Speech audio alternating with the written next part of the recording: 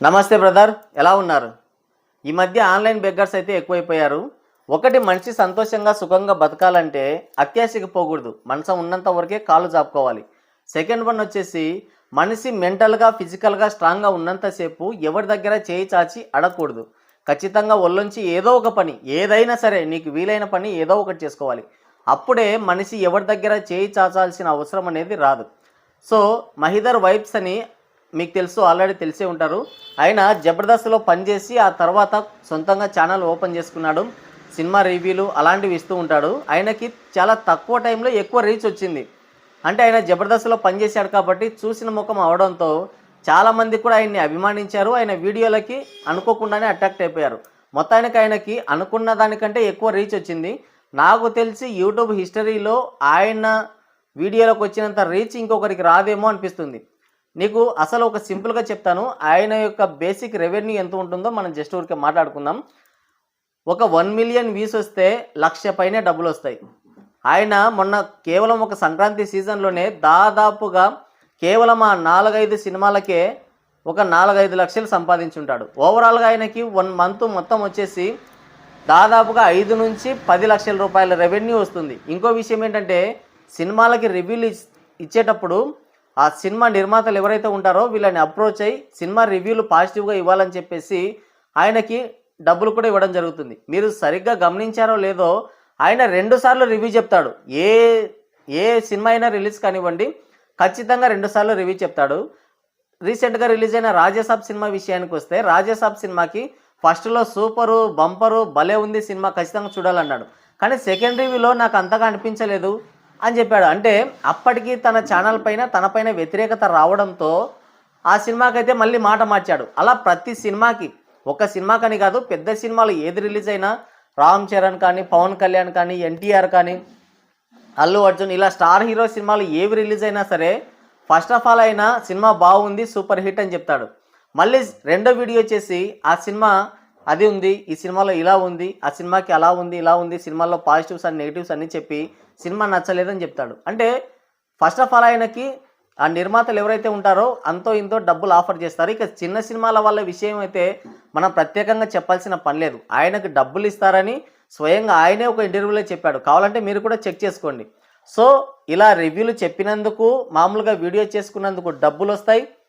ఒక 5 to 10 lakhs వరకు వస్తాయి. ఎక్కువ రీచ్ వస్తుందన్నమాట ఆయన ఛానల్కి. తర్వాత ఇలా రివ్యూలు పాజిటివ్గా చెప్పాలని చెప్పేసి నిర్మాతలు డబ్బులు ఇవ్వడం జరుగుతుంది. అదిగాక ఆయన ఈ సెన్సెక్స్ మార్కెట్కి సంబంధించి కొన్ని యాప్స్ అయితే ప్రమోట్ చేస్తూ ఉంటాడు. సో దానివల్ల కూడా చాలా డబ్బులు అయితే ఆయన గెయిన్ అవుతుంది. ఈ విధంగా చూసుకుంటే ఎటు లేదన్నా కూడా జస్ట్ సింపుల్గా క్యాలిక్యులేట్ చేసుకున్నా కూడా 10 లక్షల రూపాయలు పర్ మంత్ ఆయనకి.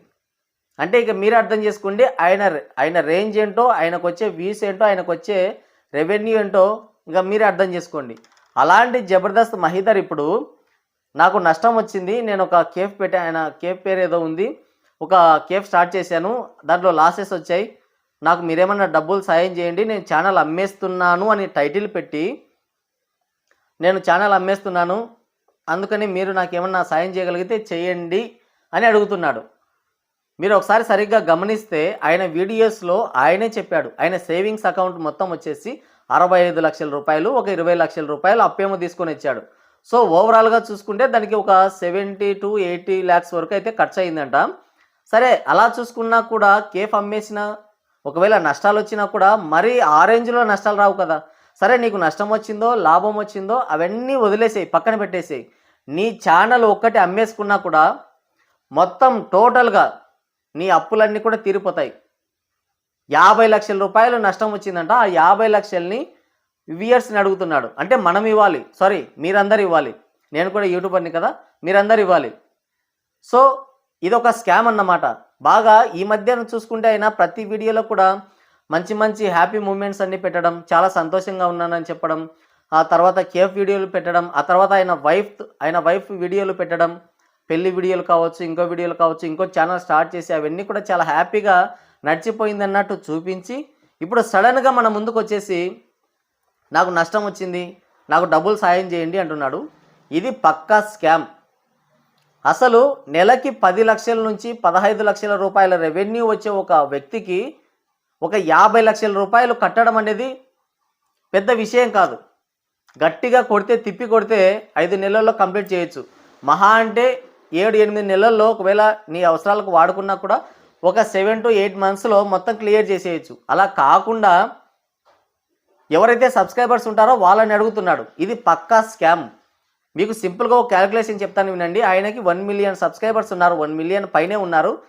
1 మిలియన్ అంటే 10 లక్షల మంది. ఈ 10 లక్షల మందిలో కనీసం 1 లక్ష మంది అయినా సరే ఒక్కొక్కరు ఒక 50 రూపాయలు ఆయనకి ఫోన్పే చేసినా కూడా టోటల్గా ఆయనకి 50 లక్షల రూపాయలు వస్తాయి. అదే 100 రూపాయలు ఇస్తే 1 కోటి రూపాయలు వస్తుంది. ఆయన అప్పెంత, వచ్చే డబ్బులు ఎంత? అసలు ఆయన పని చేసి డబ్బులు కట్టలేనంత స్థితిలో ఏమన్నా ఉన్నాడా? లేదు. గతంలో మీరు చూసుకుంటే సాయి కృష్ణ టెక్ ఛానల్ అతను ఇలాగే దాదాపుగా 4-5 సార్లు ఇలాగే డబ్బులంతా వసూలు చేశాడు. లాస్ట్ ఒక 6 మంత్స్ బ్యాక్ అనుకుంటాను, సేమ్ ఇలాగే ఒక స్కామ్కి తెరలేపాడు. అలాగే అదే నాకు నష్టాలు వచ్చాయి, ఇలా వ్యాపారం పెట్టాను, మీరే ఆదుకోవాలి అని చెప్పేసి ఒక వీడియో చేశాడు. దాంట్లో కూడా మళ్ళీ అడుక్కునే వ్యవహారమే చేస్తున్నావు, మళ్ళీ దాంట్లో ఇంకొకరిని బ్లేమ్ చేస్తున్నాడు. ఆ ప్రసాద్ టెక్ ఛానల్ అనే అతన్ని చాలా అంటే చాలా వరకు బ్లేమ్ చేశాడు. అంటే ఏదో చేశాడు, ఏదో అన్యాయం చేశాడు. అసలు వాళ్ళ డబ్బులు నీకెందుకు ఇవ్వాలి? వాళ్ళు నిన్నెందుకు ఆదుకోవాలి? వాళ్లకు నీకు సంబంధం ఏంటి? ఇవ్వాలనుకుంటే ఇస్తారు, లేదంటే లేదు. నానా రచ్చ చేశాడు. అప్పుడు ఈ సబ్స్క్రైబర్స్ నుంచి విపరీతమైన నెగిటివిటీ వచ్చింది. దెబ్బకి ఇక ఛానల్ వీడియో చేయడమే బంద్ చేశాడు. దాదాపుగా ఇప్పుడు 6 to 7 మంత్స్ అయినట్టుంది ఆయన ఈ స్కామ్ చేసి. సో అప్పటికి ఒకసారి కాదు, ఆయన దాదాపుగా 5-6 సార్లు ఇలాగే స్కామ్ చేశాడు. సో ఇదేంటంటే ఒక 500 to 600 వరకు, అంటే 5 నుంచి 6 లక్షల వరకు సబ్స్క్రైబర్లు ఉంటే మినిమం ఒక లక్ష మంది అయినా సరే మనిషికి ఒక 50 కొట్టినా కూడా 50 లక్షల రూపాయలు డబ్బులు వస్తాయి. ఈ వీడియోల ద్వారా ఎప్పుడు సంపాదించుకోవాలి? ఆ డబ్బులు తీసుకొని వీళ్ళు ఎంజాయ్ చేస్తారు. అసలు ఈ మహిదర్ వైబ్స్ అనే అతను కూడా సేమ్ ఇంతే. ఒక 50 నుంచి ఖచ్చితంగా ఇచ్చేవాళ్ళు కూడా ఉన్నారు. అక్కడ నేను కింద కామెంట్స్లో కూడా చూశాను, అన్న నేను 100 కొట్టాను, నేను 200 కొట్టాను, నేను 500 కొట్టానని డబ్బులు కొడుతూనే ఉన్నారు. ఇది పక్కా స్కామ్. అంతగా మీకు ఏదైనా హెల్ప్ చేయాలని ఆశగా ఉంటే హాస్పిటల్ బయటనో లేదంటే గుడి బయటనో అలా బయటికి వెళ్తే చాలామంది ఒక్క పూట అన్నం లేక ఇబ్బంది పడుతున్న వాళ్ళు ఎంతోమంది ఉన్నారు. వాళ్ళకు పెట్టండి, అంత ఇంతో పుణ్యం వస్తుంది. కానీ ఇలాంటి స్కామర్స్కి, ఇలాంటి మంచి బలిసిన వాళ్ళకి మీరు సాయం చేసినా కూడా ఉపయోగం లేదు. సో ఇతను ఏంటంటే కేఫ్ పెట్టాను, నాకు నష్టం వచ్చింది, మీరే ఆదుకోవాలి అంటున్నాడు. ఎందుకు ఆదుకోవాలి? లాభాలు వస్తే ఏమైనా సబ్స్క్రైబర్స్కి ఏమైనా ఇచ్చావా? అసలు ఈయన ఛానల్ స్టార్ట్ చేసి దాదాపుగా 2 సంవత్సరాలకి పైనే అవుతుంది. సింపుల్గా క్యాలిక్యులేట్ చేసుకున్నా కూడా, ఎటు లేదన్నా కూడా నెలకి 10 లక్షల లెక్కన వేసుకున్నా కూడా 2 సంవత్సరాలు 24 నెలలకి ఎంత డబ్బులు వచ్చి ఉంటుంది ఆయనకి? పోనీ ఏమన్నా సబ్స్క్రైబర్స్కి ఏమన్నా చేశాడా? ఏమన్నా ఇచ్చాడా? పోనీ ఈ పూల చొక్కా అనే తను ఏదో గివ్ అవేలని అవి ఇస్తుంటాడు, సో అలాగన్నా ఇచ్చాడా? లేదు. ఇంకా బదులుగా నేను ఒక కేఫ్ స్టార్ట్ చేశాను, మీరు అక్కడికి రండి అని ఇంకా సబ్స్క్రైబర్స్కే బొక్క పెట్టాలని చూశాడు. అక్కడ ఏంటంటే 5 రూపాయలవి 500కి అమ్ముతారు. ఇక ఎలా జరుగుతుంది అది కేఫ్? సో సరే, తను ఏదైనా కానీ అది ఒక బిజినెస్ మైండెడ్ కాబట్టి చేసుకో ప్రశాంతంగా. కానీ సబ్స్క్రైబర్స్ని డబ్బులు అడగడం ఏంటి? లాభాలు వస్తే ఏమన్నా సబ్స్క్రైబర్స్కి ఏమన్నా ఇస్తారా? లేదు. ఇది పక్కా స్కామ్ అన్నమాట. అదే నేను సింపుల్గా చెప్పాను కదా, 1 లక్ష మంది ఒక 100 రూపాయలు ఇచ్చినా కూడా 1 కోటి రూపాయల డబ్బులు వస్తాయి వాళ్ళకి. ఈ 1 కోటి రూపాయలు ఆయన సంపాదించుకోవాలంటే దాదాపుగా సంవత్సరం టైం పడుతుంది. అలా కాకుండా చాలా తక్కువ టైంలో అడ్డదారిలో సంపాదించాలన్న ఒక స్కామ్ ఇది.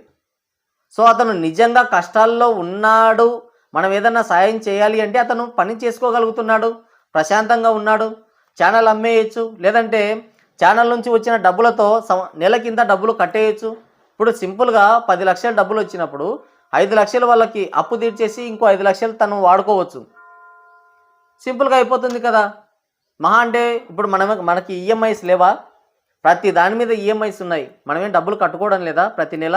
అంటే మనకు వస్తున్నటువంటి లాభంలో నుంచి, మనం సంపాదిస్తున్న డబ్బుల్లోంచి కొంత డబ్బులు ఆ ఈఎంఐస్కి ఆల్రెడీ కట్టేస్తున్నాం. అలాగే తను కూడా తనకొచ్చే డబ్బులతో నెలకింత డబ్బులు ఇచ్చేసినా కూడా అయిపోతుంది కదా. అట్లా కాదు, ఖచ్చితంగా సబ్స్క్రైబర్సే ఇవ్వాలి. ఇంకోటి విషయం ఏంటంటే, ఆయన తమ్నెయిల్ ఏం పెట్టాడు, నేను ఛానల్ అమ్మేస్తున్నా, ఇక ఆపేస్తున్నా, ఇదే లాస్ట్ అని పెట్టాడు. కానీ వీడియోలో మాత్రం నాకు అమ్మేయాలని ఇష్టం లేదు, మీరే నాకు సాయం చేయండి అంటున్నాడు. అంటే ఇదొక మైండ్ గేమ్ అన్నమాట. అంటే సబ్స్క్రైబర్స్ని సింపతికి ఏమంటారు, ఎమోషన్ని గురి చేస్తున్నాడు. ఓహో అబ్బా ఇంక ఇప్పుడు ఏమన్నాలంటే, మైదర్ అన్న నువ్వు మూసేయొద్దన్నా, నేను నా వంతు ఇంత సాయం చేస్తా, నా వంతు 500 ఇస్తా, నా వంతు 1000 ఇస్తా అని ఆడియన్స్ ముందుకు రావాలని చెప్పేసి ఆ విధంగా థంబ్నెయిల్ పెట్టాడు ఆయన. ఇంకో విషయం ఏంటంటే, యూట్యూబ్ స్టార్టింగ్ మొదట్లోనే, అంటే ఈయన జబర్దస్త్ మానేసిన తర్వాత యూట్యూబ్లోకి వచ్చిన తర్వాత, నేను కూడా జబర్దస్త్ లాగే ఒక స్టాండప్ కమెడియన్, అదే ఉంటుంది కదా స్టాండప్ కామెడీ అని, అలాంటి ఒక షో పెడుతున్నాను, మీరు సాయం చేయండి అని చెప్పి డబ్బులు తీసుకున్నాడు ఆయన. ఆ తర్వాత ఆ స్టాండప్ కామెడీ లేదు, ఆయన లేదు, ఆ ఛానలే లేదు. అది పక్కన పెట్టేసి మహిదర్ వైబ్స్ అని ఇంకో ఛానల్ పెట్టి దానికి సినిమా రివ్యూలు ఇస్తున్నాడు. సో ఇది స్కామా కాదా మీరే అర్థం చేసుకోండి. సో మీకు అంతగా సాయం చేయాలనుకుంటే అలా వెళ్ళారంటే, రోడ్డు పక్కన చాలామంది ఉంటారు, ఒక పూట భోజనం లేని వాళ్ళు ఉన్నారు. కనీసం ఒక 100 కాదు కదా, ఒక 50, కనీసం ఒక 10, ఒక 20, ఎంతో కొంత మీకు వీలైనంత సాయం చేయండి. కానీ ఇలాంటి వాళ్ళని మాత్రం ఎంకరేజ్ చేయొద్దు. చూద్దాం, ఇతన్ని సపోర్ట్ చేసే వాళ్ళు కూడా ఇంకా చాలామంది వస్తారు. అలా వచ్చేప్పుడు మనం మాట్లాడుకుందాం. సో మీరైతే సహాయం చేయాల్సిన అవసరం లేదు. ఒకవేళ చేస్తే అది మీ దూల, ఇక దానికి ఎవరు ఏం చేయలేరు. మరి మహిదర్ వైబ్స్ ఛానల్ ఆయన నిజంగా స్కామ్ చేస్తున్నాడా లేదంటే ఏంటి, మనం ఎందుకు డబ్బులు ఇవ్వాలి అనేది మీకు ఏమన్నా కింద కామెంట్ చేయండి.